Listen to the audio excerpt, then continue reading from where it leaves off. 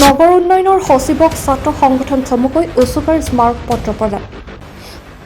সন্মিলিত কাৰ্বি আংলং জিলা ছাত্ৰ পৰিষদ চমুকৈ উচুকাই আজি নগৰ উন্নয়নৰ জিলা সচিবগৰাকীৰ হাতত এখনি স্মাৰক পত্ৰ প্ৰদান কৰে আৰু জিলাখনৰ নগৰ সমিতিৰ দ্বাৰা ক্ষীপ্ৰতাৰে নগৰসমূহ উন্নয়ন কৰাৰ দাবী উত্থাপন কৰে। এই স্মাৰক পত্ৰৰ জৰিয়তে ছাত্ৰ সংগঠনটোৱে বিগত বহু বছৰ ধৰি জিলাখনৰ 9খন নগৰ সমিতিৰ দ্বাৰা কোনো ধৰণৰ উন্নয়ন দেখিবলৈ পোৱা নাই আৰু সংগঠনটোৱে কেইবাবাৰো কাৰ্বি আংলং স্বায়ত্তশাসিত পৰিষদ আৰু দিছপুৰ কৰ্তৃপক্ষক আৰু বিষয়টো অৱগত কৰি আহিছে যদিও কোনো ধৰণৰ ফল ধৰা নাই বুলি উল্লেখ কৰি বিজেপি চৰকাৰখনক তীব্ৰ ভাষাৰে সমালোচনা কৰে ছাত্ৰ সংগঠনটোৱে।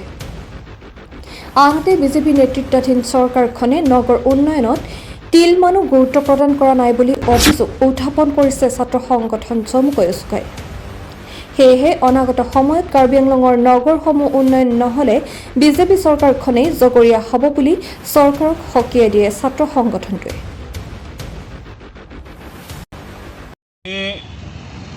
লক্ষ্য কৰিব পাইছোঁ যে টাউন এণ্ড প্লেনিঙৰ নামত যোনটো 9টা টাউন কমিটি ডেভেলপমেণ্টৰ কাৰণে যোনটো অসম চৰকাৰে যোনটো 50 ফাইনেন্সৰ নামত যোনটো ডেভেলপমেণ্টৰ কাৰণে যোনটো আমাক দিছিলে, কিন্তু আমি 2020 চনৰ পৰা 2023 বৰ্ষলৈকে এই 9টা টাউন কমিটিৰ যোনটো নাম যোনখিনি আছে, কিন্তু আমি লক্ষ্য পাইছোঁ যে যেনেধৰণৰ ডেভেলপমেণ্ট হ'ব লাগিছিল 9টা টাউন কমিটি, কিন্তু আমি ডেভেলপমেণ্ট আমি লক্ষ্য কৰিব পৰা নাই। সেইকাৰণে আমি ক'ব বিচাৰোঁ বিভিন্ন সময়ত আমি দিছপুৰ কৰ্তৃপক্ষলৈ আমি এইটো অৱগত কৈ আছোঁ, কিন্তু আমি অট'নমাছ কাউন্সিলৰ বিভাগীয় কৰ্তৃপক্ষসকলক আমি আজি এখন দাবী এখন স্মাৰকপত্ৰ প্ৰদান কৰোঁ। আমি টাউন এণ্ড প্লেনিঙৰ ডেপুটি ডাইৰেক্টৰ ডাঙৰীয়াক তেওঁক লগ কৰি এখন দাবী এখন স্মাৰকপত্ৰ প্ৰদান কৰোঁ। আমাৰ অট'নমাছ কাউন্সিলৰ প্ৰিন্সিপাল ছেক্ৰেটাৰী ডাঙৰীয়াক আজি লগ কৰি এখন দাবী এখন স্মাৰকপত্ৰ প্ৰদান কৰোঁ।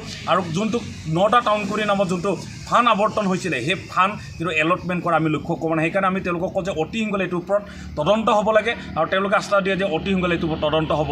আৰু লগতে আমি ক'ব বিচাৰোঁ যে সংবাদ মাধ্যমৰ থ্ৰুদি আমি এই বিয়াগুম বিজেপি চৰকাৰখনক আমি ক'ব বিচাৰোঁ যে তেওঁলোকে যোনবিলাক কয় জিৰ' টলাৰেঞ্চৰ কথা, দুৰ্নীতিমুক্ত কথা কয়, কিন্তু আজি আমি ক'ব বিচাৰোঁ যে সংবাদ মাধ্যমৰ থ্ৰুদি যোনটো কাৰ্বি আংলঙত যোনটো আবণ্টন হৈছিলে 50 ফাইনেন্সৰ নামত, কিন্তু আজি এই 9টা টাউন কমিটিত কিন্তু আমি এটাও ডেভেলপমেণ্ট এক পইচা আমি লক্ষ্য কৰিব পৰা নাই। এই পইচাটো ক'ত গ'ল অতি সোনকালে এইটোৰ ওপৰত তদন্ত কৰিব লাগে।